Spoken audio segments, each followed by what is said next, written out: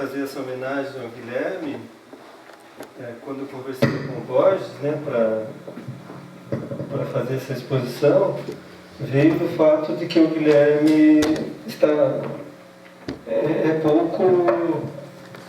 pouco conhecido as facetas, as diversas facetas dele. Ele era um homem, digamos assim, moderno, né? Ele viveu o século XX e ele participou de todos os movimentos. E o que acontece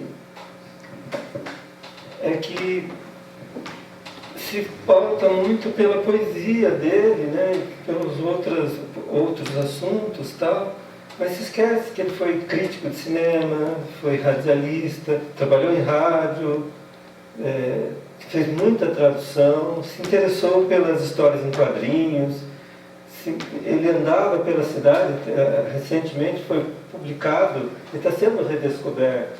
A parte de crítica de cinema dele foi coletado há pouco tempo e foi publicado um livro muito grande, com toda a crítica, que ao mesmo tempo é um painel, né, da sociedade paulista do começo do século, porque ele era um cronista da cidade de São Paulo.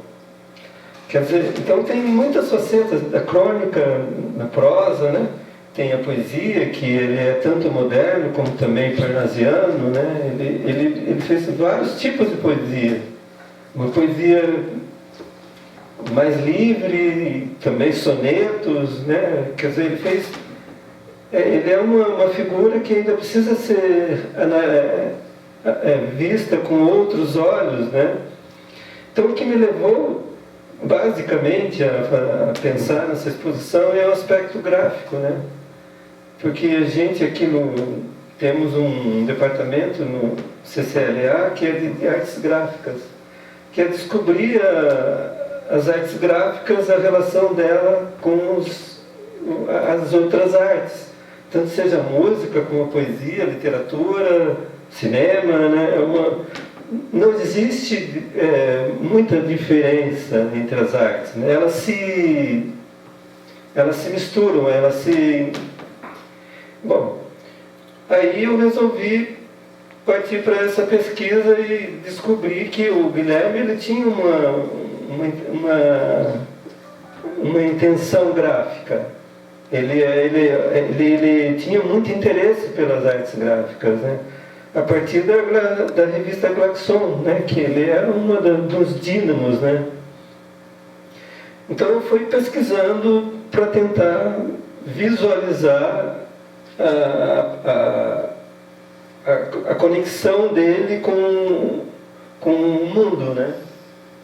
E aí eu vi que ele trabalhou em teatro, eu tentei fazer um painel, né? Cinema também, ele trabalhou na Vera Cruz fazendo revisão dos roteiros, né? Quer dizer, ele participou de muita coisa, né? Então, reduzir ele a uma coisa só é pouco, né? Foi essa a minha intenção. Não sei se eu consegui, né? E eu trouxe aqui também para vocês ouvirem a voz dele, né? Então, eu pedi para ele pôr ali pelo menos uns 2 poemas, né? Para a gente conhecer a voz dele. Certo. Me perguntaram aí se existe algum documentário, alguns métodos de filme que mostrem ele em movimento, ele com a família, como há de outros grandes vultos do século passado. Será que existe pequenos documentários, clipes? Eu estou querendo saber também, eu não consegui achar. Se alguém souber e alguém descobrir, então nos avise que no ano que vem a gente trabalha em cima das voz. Conhecer, né? A voz existe porque tem vários discos, né, que ele gravou, né? Teve uma gravadora aqui no Brasil, Festa, que gravou os poetas modernistas e da geração de 45. E tem muitos discos que ele gravou, estão aí, inclusive. Então a voz a gente tem, mas a imagem e movimento eu não sei. Perfeito. Perfeito, João. Muito obrigado, então, aí por esse trabalho aí, né? Bem, eu agora queria convidar para a sua palestra o professor Duílio Batistoni Filho. Boa noite a todos. Senhor presidente do Centro de Ciências, Letras e Artes, Dr. Alcides Ladislau Acosta, personalidades aqui presentes, senhoras e senhores. Que as minhas primeiras palavras sejam de regozijo, por estar aqui e, naturalmente, enaltecendo esta exposição que o João Antônio está nos oferecendo. Muito obrigado por esse presente que o João Antônio está dando para nós. Eu procurei aqui alinhavar alguma coisa sobre o Guilherme de Almeida. E dei o título de Guilherme de Almeida, Príncipe dos Poetas Brasileiros. Muitos anos de virtuosismo não esgotaram a força inventiva do poeta Guilherme de Almeida. Entretanto, não se dê à palavra virtuosismo um sentido pejorativo, e sim ressaltar o esplêndido domínio da técnica desse cultor da palavra que veio do parnasianismo, passou pelo modernismo e construiu, por fim, a sua personalidade original com as lições de ambos os movimentos. Nascido em Campinas, São Paulo, no dia 24 de julho de 1890, primogênito de 8 irmãos, foi batizado em Limeira, para onde mudara a família devido à epidemia da febre amarela que assolara a urbe campineira nos fins do século XIX. Aprendeu as primeiras letras com seu pai, o advogado e jurisconsulto Estevão de Araújo Almeida, dono de uma profunda cultura humanística e quem iniciou o menino no estudo do grego e do latim e a leitura metódica dos clássicos. De sua mãe Angelina de Andrade Almeida, que pertencia a uma das mais tradicionais famílias de Campinas, herdou o amor pela poesia. Também de particular importância foram os anos de aprendizado com sua tia Aninha em Rio Claro. Frequentou os colégios Feitosa em Araras, Culta Ciência de Campinas, o Colégio São Bento, na capital, São José de Pouso Alegre, Minas Gerais. Bacharelou-se em Direito na Faculdade do Largo São Francisco, em dezembro de 1912. Mais do que o canudo de doutor, interessava-lhe, já nessa época, as leituras de Shakespeare e dos clássicos portugueses e franceses e os versos que ia publicando cada vez mais com frequência nos periódicos estudantis e nas revistas de maior evidência.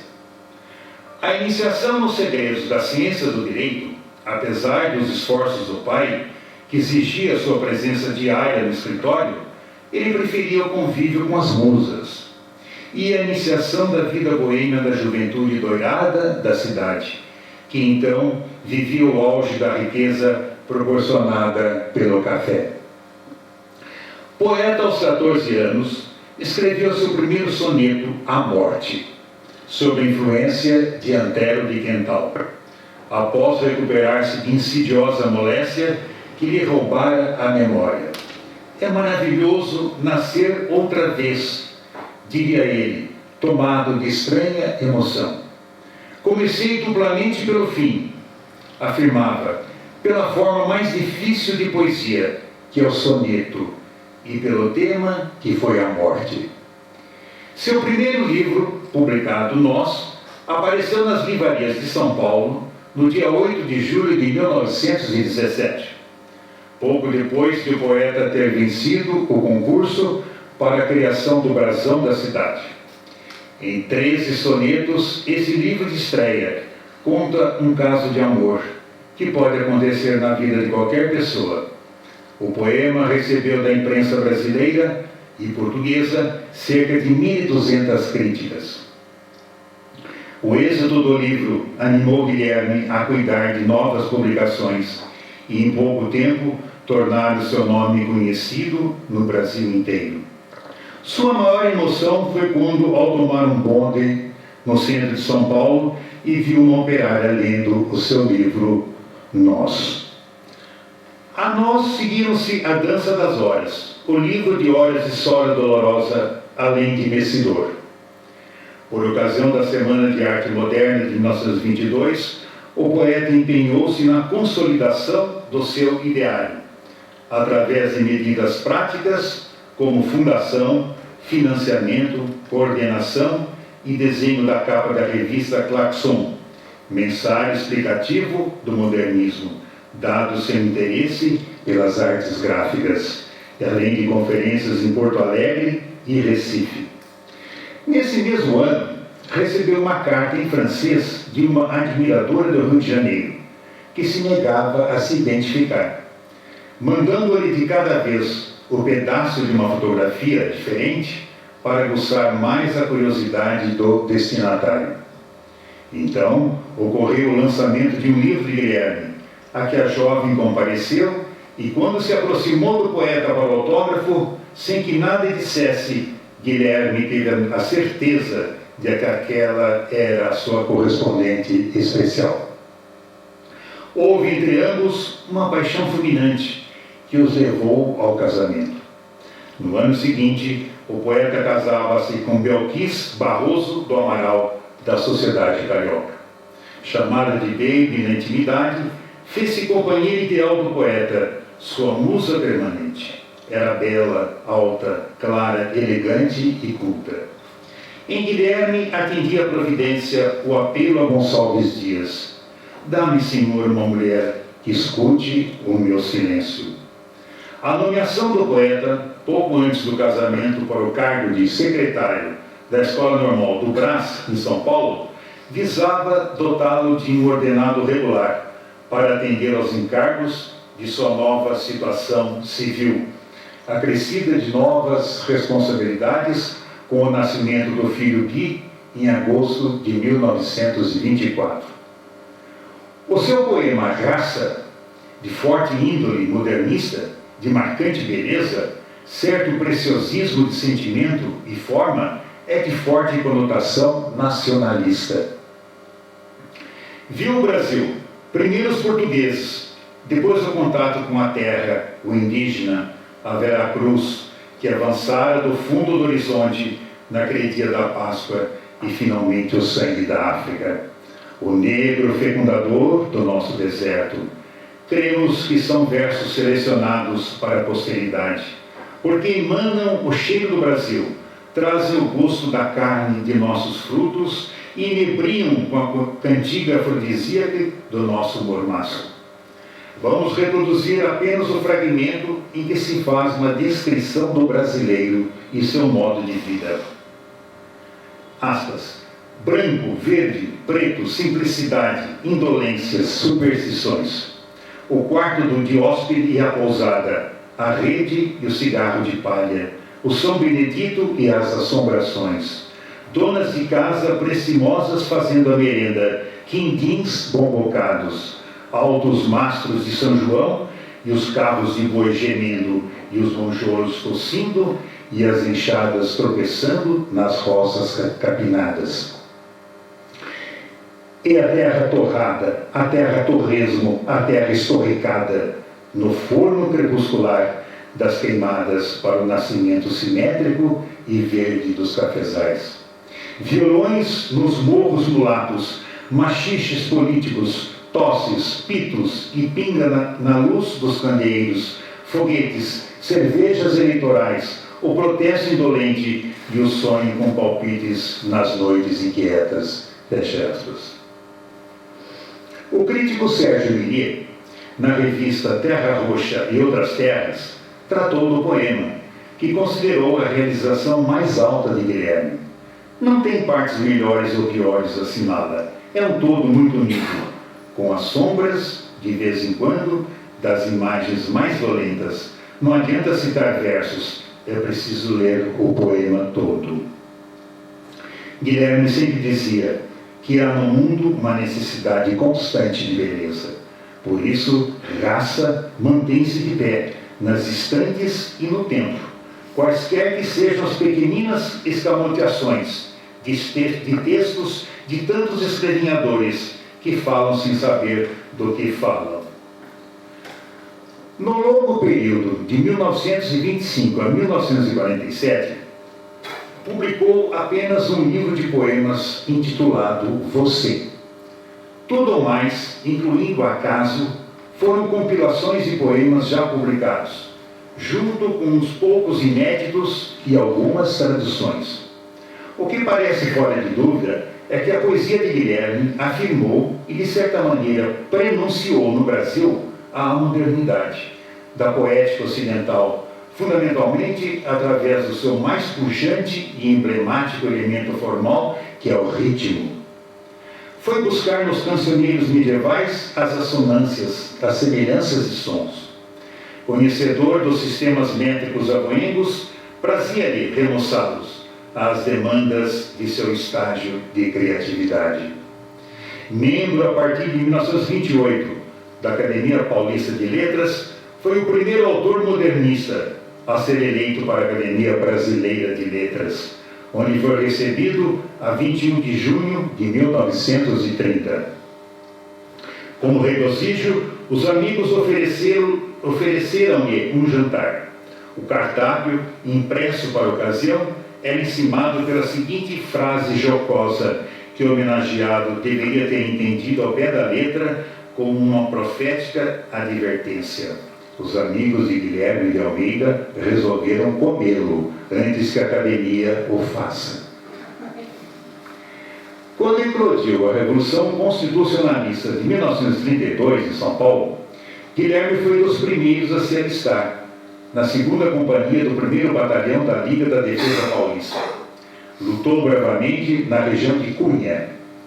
Ter sido soldado raso durante a Revolução foi a mais duradoura de minhas satisfações. Foi diretor do Jornal das Trincheiras, no qual expôs suas ideias revolucionárias, chegando a ser preso e condenado ao exílio em Portugal, onde foi recebido com todas as honras na Academia de Ciências de Lisboa, cidade onde há uma rua com seu nome.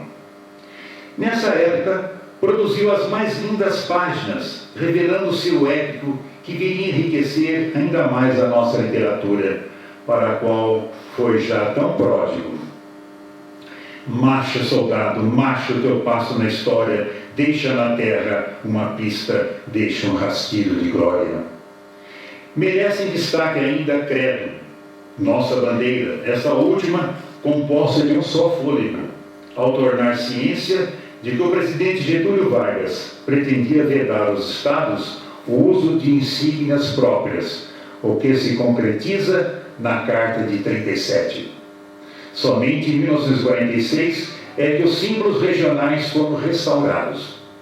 Não podemos esquecer a magnífica inscrição gravada no mausoléu do soldado paulista, de frente ao cemitério da Saudade, em Campinas.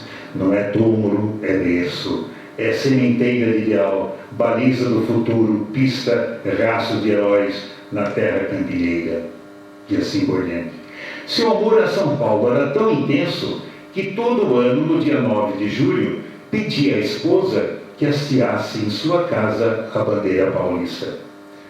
Poeta dos grandes movimentos nacionais, foi a alavanca que impulsionou os nossos briosos soldados nos campos da Itália, com a vibrante letra da canção do Expedicionário, musicada por Espartaco Rossi.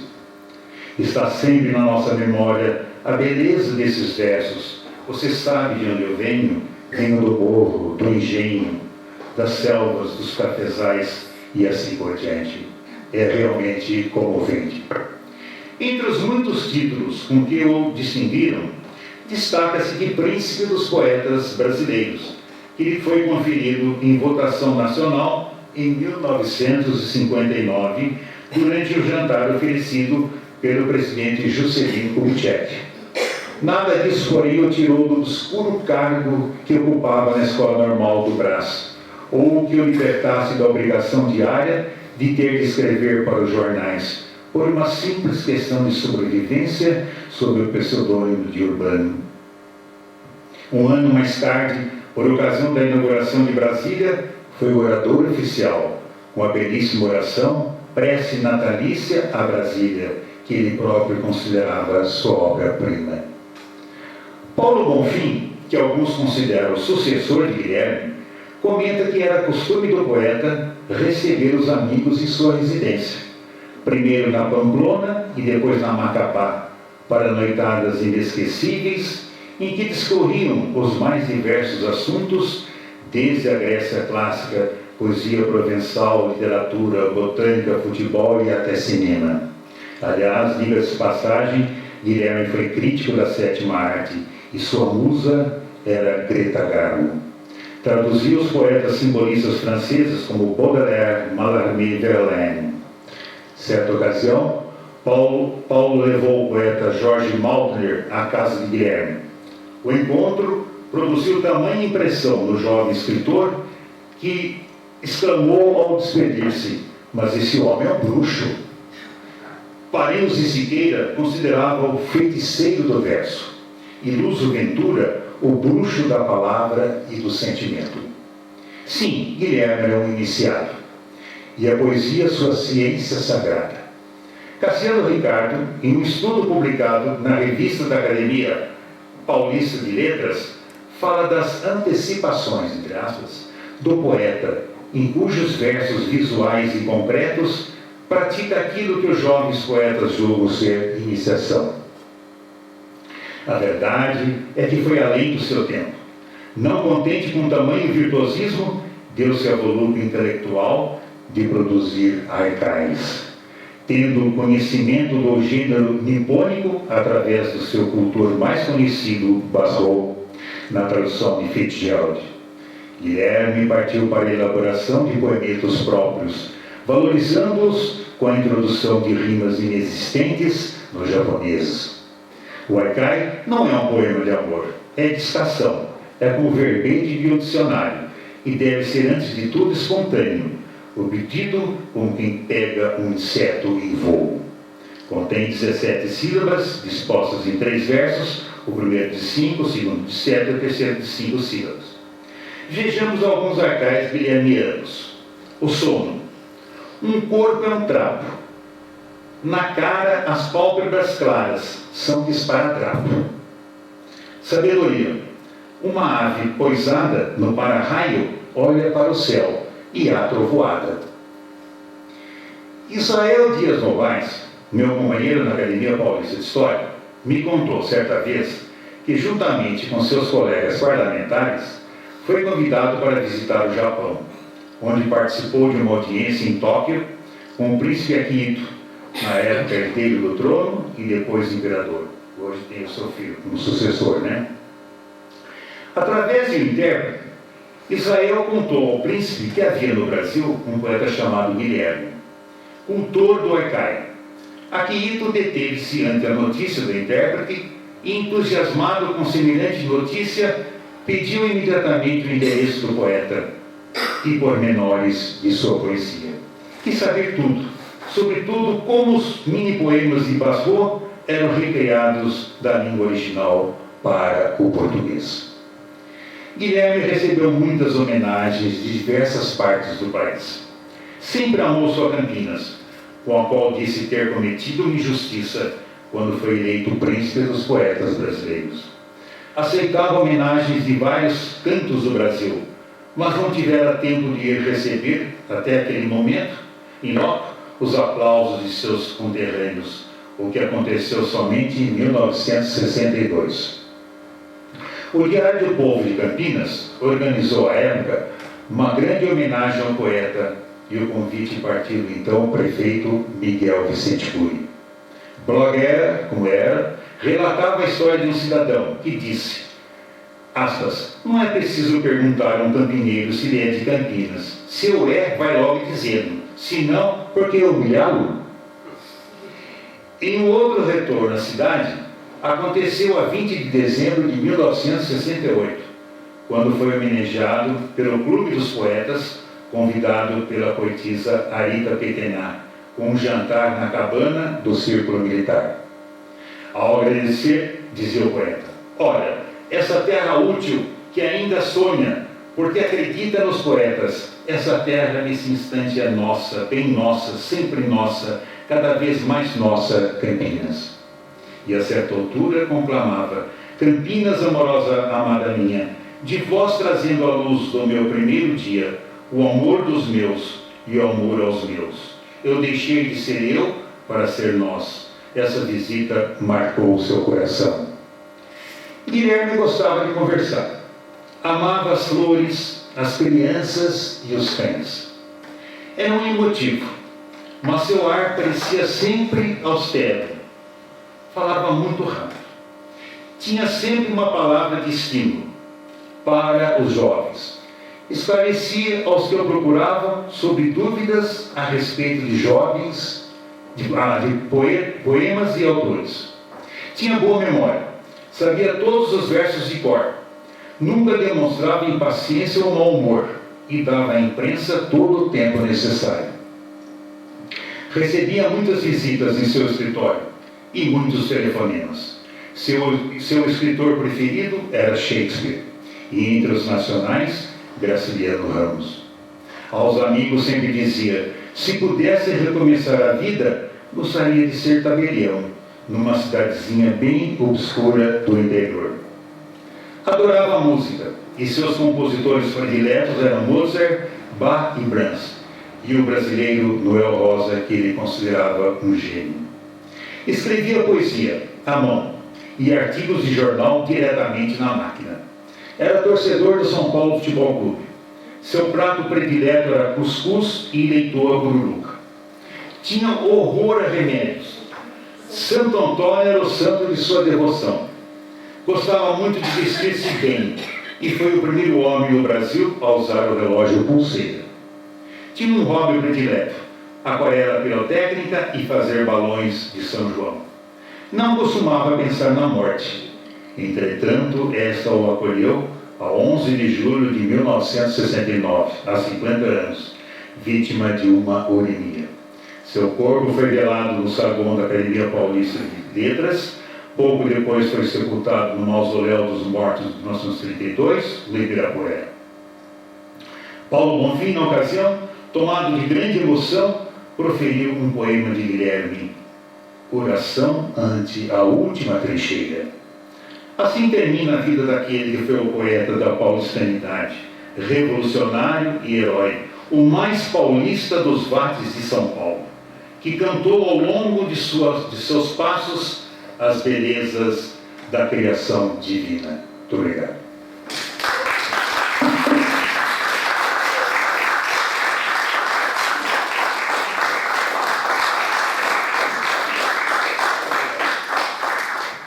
Boa noite. Meu nome é Roberta, sou diretora técnica do SEDAI, que é o Centro de Documentação Cultural Alexandre Olário, que fica no Instituto de Estudos da Linguagem, IEL Unicamp. Gostaria primeiro de agradecer ao CCLA pelo convite para participar dessa semana. Já desde o ano passado estou ensaiando participar da semana, mas devido à força maior, né, Renata, não foi possível. Eu queria apresentar, em primeiro lugar, apresentar o SEDAI. Nem todo mundo conhece, sabe o que é e para que serve o Centro de Documentação. O SEDAI é um centro de documentação que foi criado em 1984, então esse ano está fazendo 35 anos. Inclusive, nós estamos com uma grande programação, né? Depois que vocês tiverem interesse, dê uma olhadinha no nosso site para comemorar os 35 anos. E ele foi criado como um espaço que apresentasse condições apropriadas para a organização, conservação dos materiais produzidos por pesquisa no Instituto de Estudos da Linguagem. Ele acabou integrando acervos pessoais riquíssimos. Os primeiros acervos que compuseram o SEDAI, pode passar, por favor, foram do professor Alexandre Olário, e do Oswald de Andrade, que vieram quase juntos. E foi aí que foi o início do Centro de Documentação.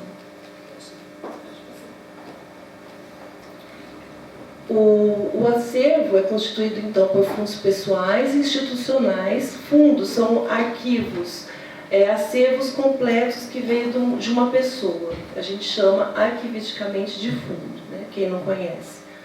E coleções, em parte originárias. Pode voltar um pouquinho? Originárias de projetos desenvolvidos no IEL, mas o SEDAI foi criado com essa vocação interdisciplinar mesmo, né? Entendendo os interesses de pesquisa que vão de sociologia da cultura, a neurolinguística, passando pela literatura, todas as áreas pesquisadas no IEL. Hoje tem um alcance muito maior do que o próprio Instituto, né? É um centro reconhecido internacionalmente por seu acervo.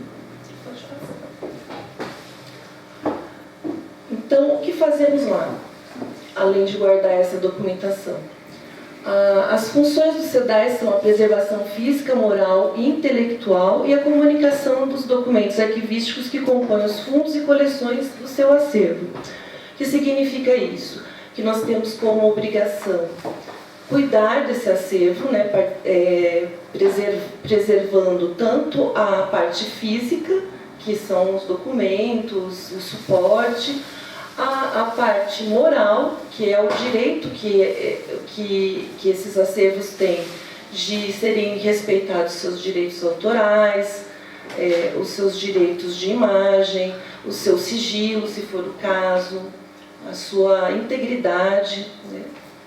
E intelectual, que é respeitar a organização desses acervos, né? Então, uma organização que respeite a integridade desse acervo e que vai espelhar um pouco do que foi a vida daquela pessoa, no caso dos fundos pessoais. E a comunicação é o acesso, basicamente, é dar acesso. Não adiantaria nada nós fazermos toda a preservação física, moral e intelectual se não dessemos acesso.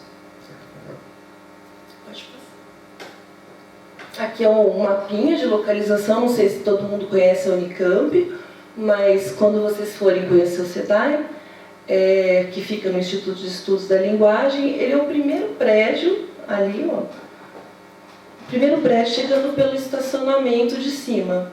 Aquele ciclo básico da rua Sérgio Buarque de Holanda, você estaciona o carro ali, é o primeiro prédio, o que tem o letreiro, fica no piso térreo.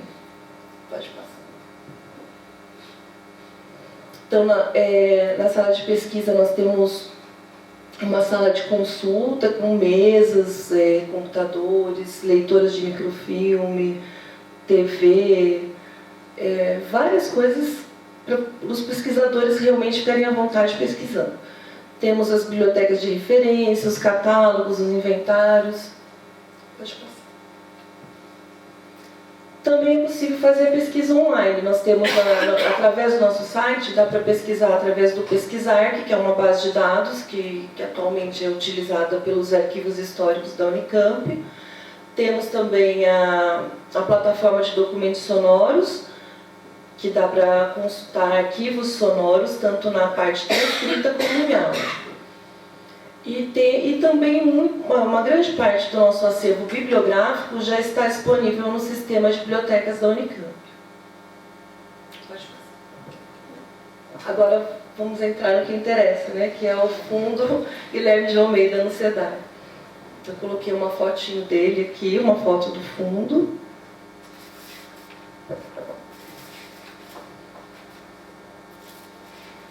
Então, o SEDAI abriga desde abril de 2013 o Fundo Guilherme de Almeida. Eu queria contar um pouquinho como que foi essa incorporação do acervo. Não sei se vocês conhecem a historinha, né?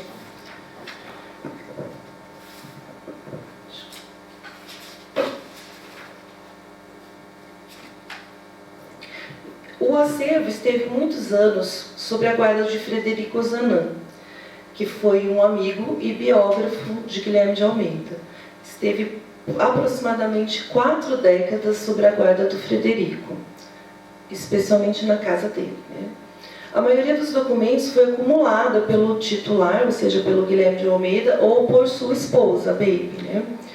Mas tem alguns documentos que compõem o acervo que foram adquiridos pelo Frederico ao longo desses anos. Em 2010, o biógrafo doou essa documentação para Sandra Mara da Silva Franca. No ano seguinte, com o interesse de adquirir o acervo para a Biblioteca de Obras Raras da Unicamp, é formada uma comissão de avaliação na Unicamp. Formada, inclusive, um dos professores que formou essa comissão foi um professor lá do IEL, Alcir Pécora. Essa comissão fez uma avaliação do acervo, foi lá avaliar o acervo, né? E constatou a importância e a autenticidade do acervo, reconhecendo o interesse e a complexidade do conjunto documental para a pesquisa em torno da obra do Guilherme de Almeida e o movimento modernista. Mas destaca a sua natureza predominantemente arquivística e documental. Então, se tratava de uma biblioteca de obras raras da Unicamp, que recebeu o convite de fazer uma avaliação para incorporação pela biblioteca.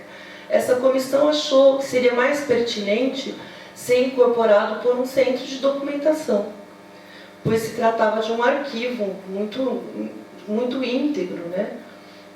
E sugeriu, então, a incorporação desse arquivo por um centro de documentação da universidade. E, nesse momento, destacou 2 centros possíveis: o Centro de Memória da Unicamp e o SEDAI. Em 2011, os proprietários do acervo, o Sr. Alípio Franca e a sua esposa, a Sra. Sandra Mara da Silva Franca, entram em contato com a direção do Instituto, oferecendo a venda do fundo para ser incorporado ao SEDAI. Em 2012, seguindo os trâmites da universidade, foi formada uma comissão de especialistas para avaliação de mérito e de importância do acervo. Essa comissão foi composta pela professora doutora Maria Eugênia Boaventura Dias, pelo professor Alcir Pécora e o professor Jefferson Cano, todos do Instituto de Estudos da Linguagem. Sob a presidência da primeira, a comissão constatou o elevado valor histórico-cultural do conjunto de documentos e recomendou à diretora a incorporação do mesmo ao SEDAI. Sendo assim, a diretora do Instituto, Matilde Scaramucci, na época, solicita ao reitor da universidade verba para a aquisição do conjunto documental. E este, reconhecendo a importância da incorporação de tão importante acervo na universidade, autoriza a compra, iniciando as tratativas para a transferência do acervo ao SEDAI. A equipe técnica do SEDAI faz uma avaliação do estado de preservação dos documentos antes do fechamento do contrato, e o contrato é assinado no dia 25 de abril de 2013 e a documentação é incorporada ao SEDAI no dia 21 de maio de 2013. Pode passar. Então, no momento da incorporação, os documentos se encontravam assim. Volta um pouquinho, por favor, naquele outro. Então, olha, como vocês podem ver, a gente fez algumas fotos no momento da incorporação. Vocês podem notar que os documentos até estavam em um estado de conservação bem ruinzinho. Eles estavam... O lugar onde eles estavam, o apartamento do Alípio e da Sandra, estavam muito amontoados, tomando pó. Realmente não era um lugar apropriado para um acervo tão importante, né? Pode passar. Então, aqui é um conjunto de fotos, alguns documentos em caixas, tá vendo? Dá para ver como que eles estão esfarelando. Muitos documentos enrolados, esses mapas, documentos de grande formato enrolados assim há décadas. Então, imagina como foi difícil depois para planificar, né?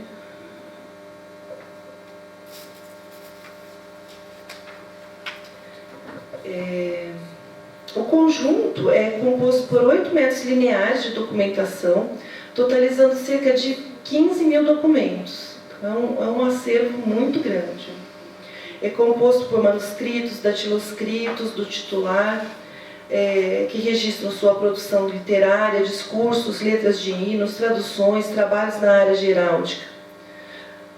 O arquivo... O que aconteceu? Vou continuando, enquanto ele arruma. O arquivo chama atenção pelo volume e integridade dos documentos. É comum os fundos pessoais apresentarem diversas lacunas e falhas na documentação relativas a alguns aspectos da vida do titular, fatos ou períodos. Então, assim, raramente a gente recebe um arquivo que dê conta de toda a trajetória do titular. E, nesse caso, toda a trajetória do titular está representada na documentação: a atuação política, a poesia, o romance, os cargos públicos, as traduções, o interesse pela heráldica e muitos aspectos de sua vida pessoal, de seus interesses pessoais. Eu vou falar um pouquinho sobre o que é possível encontrar no acervo. O acervo ainda não foi organizado arquivisticamente, então a gente não tem detalhes, mas eu tenho uma lista bem detalhada que inclusive dá para fazer pesquisa, se alguém tiver interesse de conhecer melhor. Entre a documentação pessoal, encontram-se os documentos identitários, como certidão de nascimento, carteira de trabalho, passaporte, certificado de reservista, condecorações, homenagens, diplomas, títulos. Constam também receitas, exames médicos, notas fiscais, passagens, bilhetes de transporte, cardápios, menis, entradas para espetáculos, mapas, roteiros de viagem. Inclui também um dossiê com documentos a respeito de seus animais de estimação. Até com curiosidade, tem um dossiê inteiro a respeito dos seus cães, Ling e Mini, contendo fotografias, cartões, telegramas, cartas que ele enviava aos cães, homenagem aos cachorros, recortes de jornais, desenhos dos cães, receitas veterinárias e até mesmo um envelope com pedaços de pelo e unhas dos animais. Entre as curiosidades que a gente encontra nesses acervos, todos têm uma coisa assim. Dá para clonar os vídeos. Eu vi até que na exposição tem um desenho do Ling, na exposição aqui. Entre os manuscritos e datiloscritos, inclui quase toda a produção intelectual do titular, incluindo seus poemas e obras publicadas, inclusive os haikais, as traduções, as conferências, os discursos, ensaios, artigos, críticas, etc. Inclui também cadernos pessoais, com reminiscências, apontamentos do seu trabalho como poeta, cadernos com conferências, ensaios, poemas, traduções. Entre esses cadernos destacam-se alguns que ele escreveu durante o seu exílio em Cunha, registrando, né, o cotidiano da Revolução Constitucionalista. Entre a correspondência, é possível encontrar cartas recebidas pelo titular de vários escritores e artistas do movimento modernista, como, por exemplo, Mário de Andrade, Carlos Drummond de Andrade, João Cabral de Melo Neto, Jorge de Lima, Jorge Amado, Pedro Nava, Érico Veríssimo, João do Rio, Ribeiro Couto, Legário Mariano, Graça Aranha, Coelho Neto, Tarsila do Amaral, Lazar Segal, Cândido Portinari, Vitor Bricherê e Vila Lobos. Inclui também correspondência com presidentes como Kubitschek, Washington Luiz. E existe também uma quantidade bem expressiva de cartas de fãs, de todas as décadas de trajetória do autor. Isso é bem interessante. Ainda temos centenas de cartões pessoais e autografados, né, de parentes, amigos, escritores, artistas consagrados. Entre as fotografias, inclui um conjunto de cerca de 400 fotografias, a maior parte pessoal, muitas de fotógrafos consagrados ao longo da história da fotografia, incluindo diversos processos fotográficos importantes. São fotografias de família, retratos do Guilherme, bem como de seus amigos modernistas e figuras públicas importantes. Acho que até passou alguma fotografia, pode voltar um pouquinho? Por exemplo, aqui estão os pais do Guilherme, nessa primeira, ele na primeira comunhão, e aqui ele como soldado. Então eu só trouxe algumas porque infelizmente não dá para trazer muita coisa, mas o acervo é bem rico.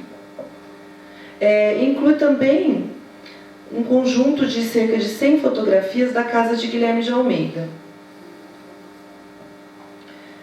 Temos vários desenhos também, né? E entre os desenhos inclui os trabalhos em heráldica, através de várias versões de desenhos em bico de pena, dos brasões de São Paulo, Brasília, registros e outros desenhos que ele foi fazendo ao longo da sua vida. Também tem desenhos de ex-libris, que ele produziu, inclusive, para terceiros. Ilustrações que ele fez para os seus próprios livros, e além de esboços do projeto para a sua casa, que ele mesmo fez. Projetos de decoração, design. Temos também um dossiê sobre a Revolução Constitucionalista, né? Inclui jornais, revistas, panfletos, impressos, cartas, discursos, poemas, partituras, hinos, fotografias. Um dossiê sobre Brasília, incluindo os manuscritos da prece natalícia e vários desenhos originais, inclusive para o brasão da cidade, né? Entre os impressos, inclui as crônicas da coluna Cinematógrafos, né? Publicadas no jornal Estado de São Paulo, entre 26 e 42, e outros artigos de autoria ou sobre o titular. Constam ainda muitas primeiras edições autografadas da obra do poeta. Então dá para ver que é um acervo bem completo. Muito do que o Duílio comentou aqui, da trajetória do Guilherme de Almeida, se espelha nesse arquivo, né, nesse acervo. Pode passar, por favor. Aqui, então, temos um cartão postal do mausoléu. E aqui, esse caderninho é o manuscrito do Nós, que está lá também, está no acervo. E aqui também uma fotografia de ele junto com o Drummond no lançamento de um dos livros dele. Pode passar.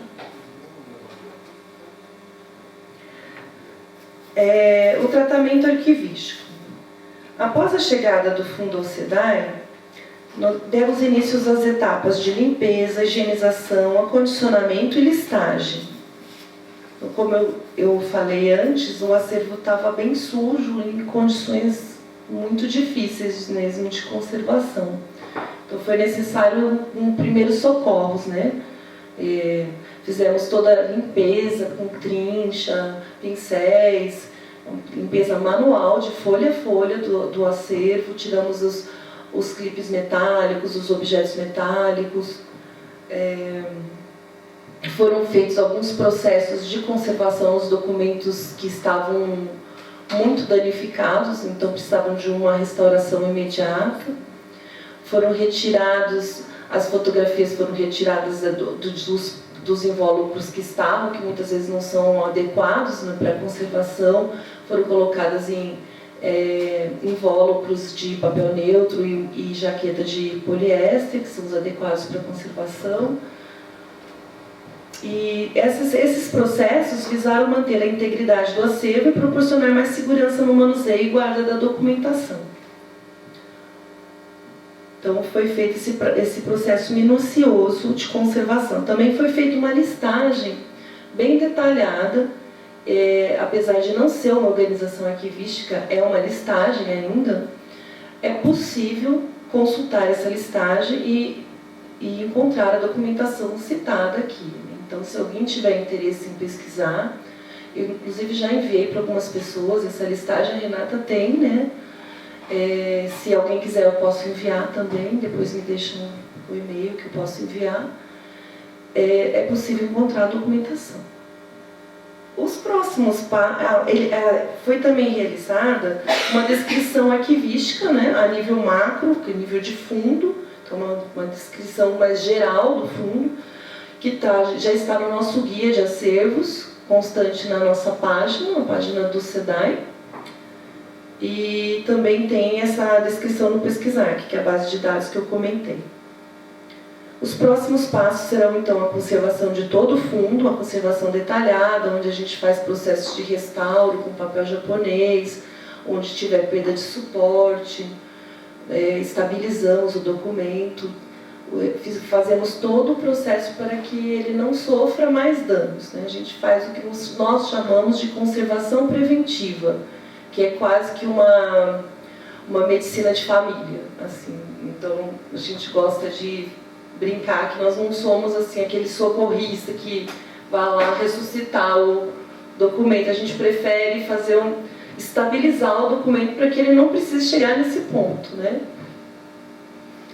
E aí o próximo passo então, é a conservação, a organização, a classificação e descrição arquivística, aí seguindo os critérios da arquivística mesmo, quando a gente respeita a trajetória dessa pessoa para fazer esse quadro de arranjo, essa classificação, né? Mantendo a organicidade desses documentos. E depois, por último, a digitalização dos documentos e a inserção em base de dados. Eu gostaria muito de destacar que acervos como esse do Guilherme de Almeida, que estavam antes em coleções particulares, se beneficiam muito quando chegam às instituições de memória, como o SEDAI, porque eles alcançam um novo status, né? Eles começam a ser vistos, é possível você pesquisar, coisa que é mais difícil quando está em coleções particulares, eles ficam mais inacessíveis. Além disso, todo o cuidado que as instituições têm, né, para a preservação dessa documentação garante a longevidade desse acervo, né? Não vão se deteriorar rapidamente e perder os documentos que são de importância ímpar. Então, todos os documentos que compõem o acervo, não só do Fundo Guilherme de Almeida, mas dos outros titulares, são documentos únicos, são documentos de arquivo. Então, até foi uma pergunta, né, se nós emprestamos documentos. Nós não emprestamos documentos porque os documentos são de caráter histórico. É possível a consulta. Então, a consulta é possível, é pública.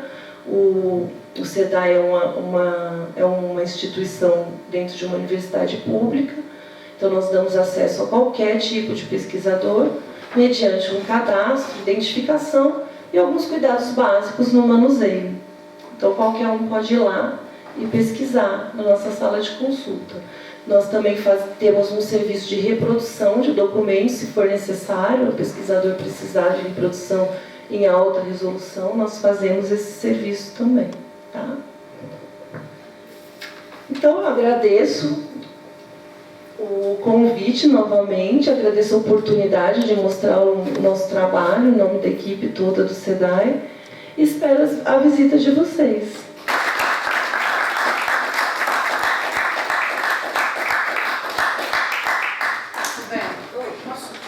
Claro. Há uma previsão de digitalização desse fundo, né?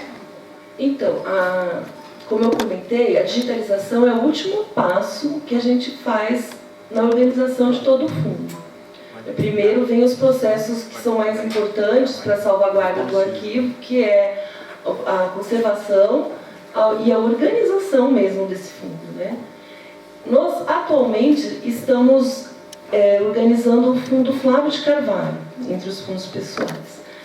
Quando nós terminarmos o Fundo Flávio de Carvalho, que eu imagino que terminamos ainda esse ano, o próximo da lista é o Guilherme, com certeza.